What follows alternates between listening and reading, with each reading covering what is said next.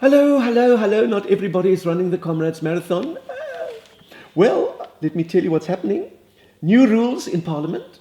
They are going to probably not allow red berets and red overalls, although let me just quote here, ANC spokesperson insisted that it was not aimed at any persons or political party.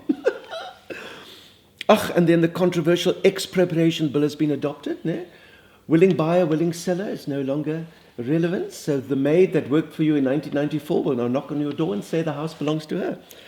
And then, of course, Donald Trump. Donald Trump is now the Republican candidate for the presidential election in the United States. Do you think he's going to beat Hillary Clinton?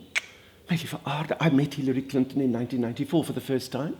She was here for Madiba's inauguration. I was asked to just stay with her and see that she doesn't brush up against Muammar Gaddafi or Fidel Castro or Robert Mugabe, or any of the other VIPs who would never get a visa to go to the USA. I'm sorry Bill Clinton wasn't here, but he was busy with his secretary in the Oval Office. Niwag, Monica was not the secretary. Look what happened to Hillary Clinton. She became a senator, she became the Secretary of State, which shows how much experience she has in politics. So she would or should be the Democratic Party's candidate for the election, except for an old man called Bernie Sanders. Die donor wil nie gaan lê nie, né? I don't know what America will be like with Donald Trump as president. It'll be a different America. Will they build a wall to keep out all the illegal migrants? We didn't have to do that. We had apartheid. Will Donald Trump ban the Muslims? Impossible, because it's not so easy as banning blacks, because some Muslims are white. Maybe Donald Trump will phone me and say, Mrs. Besaidnout, can you help me find that wonderful formula for the passbooks that you had in the old days? And then, of course, he might go and talk to that fat boy in North Korea. And everybody says that's a bad idea. Like they said to us, don't talk to the ANC, they are terrorists, but we did. En kyk hoe lyk ons vandag. I must say there's a lot between Donald Trump and Julius Malema that actually they seem to share, like the color red, like the fact that they are both fighting for economic freedom, quote unquote.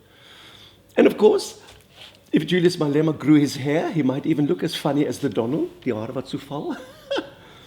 But the thing with both of them is that they are appealing to people who have never voted before, and that's quite a majority in both the USA and South Africa.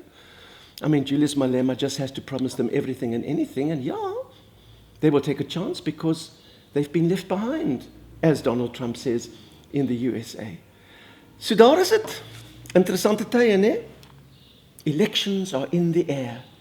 The presidential election in the USA, Brexit referendum in the United Kingdom, and of course our municipal election on the 3rd of August. Mense, daar het ons dit, né?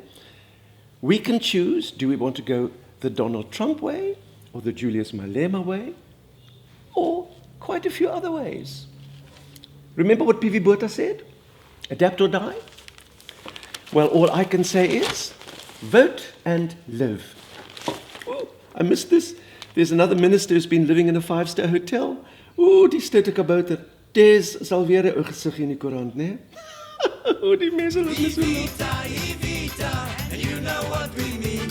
Evita, always on the scene. Evita, Besaidnout, Evita should be queen.